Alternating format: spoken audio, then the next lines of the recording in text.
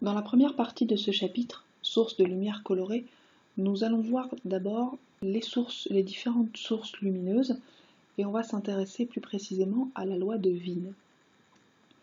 Alors tout d'abord, les différentes sources de lumière colorée, vous avez vu en seconde qu'une source de lumière émet un spectre. Si on décompose la lumière de cette source, on obtient donc un spectre qui peut être continu ou discontinu. Donc dans le premier cas, sur le premier spectre, on voit qu'on a une seule raie, donc ça veut dire que la source lumineuse émet une seule onde électromagnétique, c'est une lumière monochromatique, une seule onde, une seule couleur. Dans les deux spectres d'en dessous, on a un spectre continu et un spectre discontinu.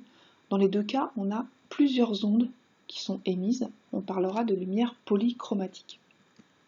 La couleur perçue de la source lumineuse résultera de la superposition des différentes couleurs présentes dans le spectre et de l'intensité de chaque radiation. On va juste rappeler ce qu'est la longueur d'onde. Donc c'est une caractéristique, c'est une des caractéristiques d'une onde, avec la fréquence et la période. La longueur d'onde, c'est tout simplement la distance que l'onde va parcourir pendant une période. Donc elle est liée directement à la période, à la fréquence et surtout à la vitesse de déplacement de l'onde.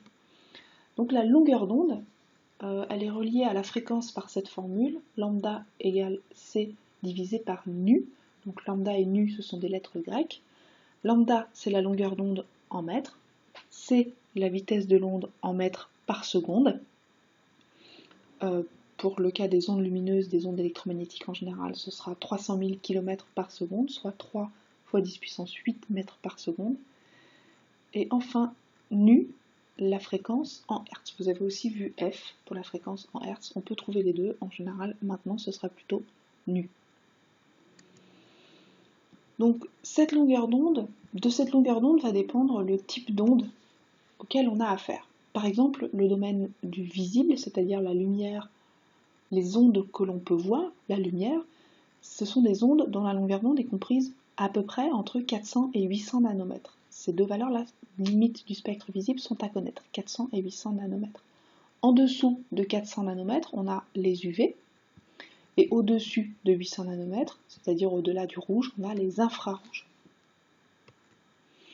On va parler maintenant de la loi de Wien. Alors ce qu'il faut savoir, c'est qu'un corps chauffé va émettre une lumière différente selon la température. Je prends l'exemple de la résistance du four, qui est noire quand le four est éteint, et quand on allume le four, au fur et à mesure qu'il va chauffer, la résistance va d'abord paraître un petit peu rouge, puis un rouge de plus en plus intense, puis orange, voire jaune si le four est chauffé très très fort.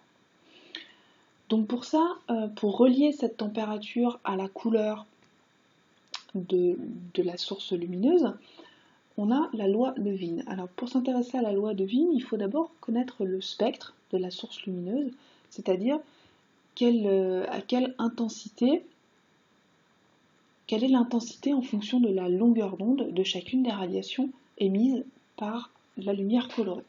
Donc par exemple ici le spectre, c'est le spectre d'une source chauffée à 300 Kelvin. J'en profite pour faire une petite parenthèse et introduire une nouvelle unité de température, le Kelvin, pas le degré Kelvin, le Kelvin. La température en Kelvin, elle est égale à la température en degrés Celsius plus 273,15. 300 Kelvin correspond grosso modo à 27 degrés Celsius. Donc je reviens à mon spectre, on voit que ma source lumineuse émet un maximum d'intensité au niveau de la longueur d'onde 10 micromètres. Donc c'est cette longueur d'onde qui va nous intéresser. Il faut s'intéresser vraiment à la longueur d'onde du maximum d'émission. Ici c'est 10 micromètres pour 300 Kelvin. Donc cette longueur d'onde du maximum d'émission est liée directement à la température par la fameuse loi de Wien.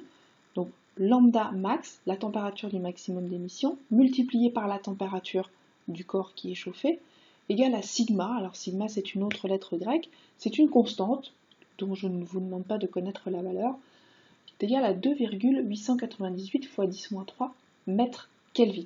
Lambda en mètres était en Kelvin dans la formule.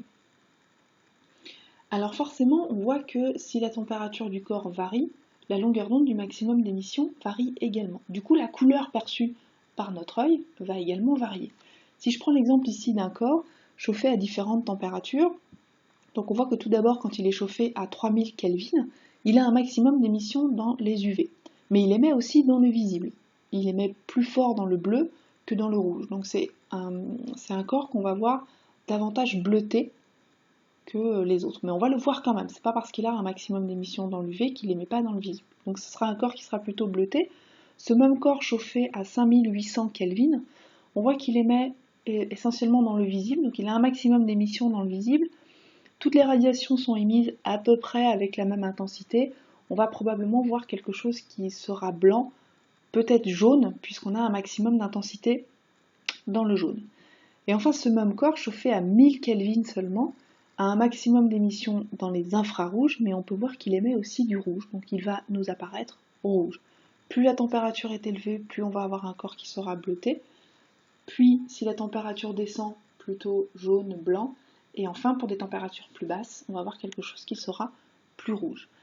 C'est souvent ce qui permet de déterminer la température des étoiles.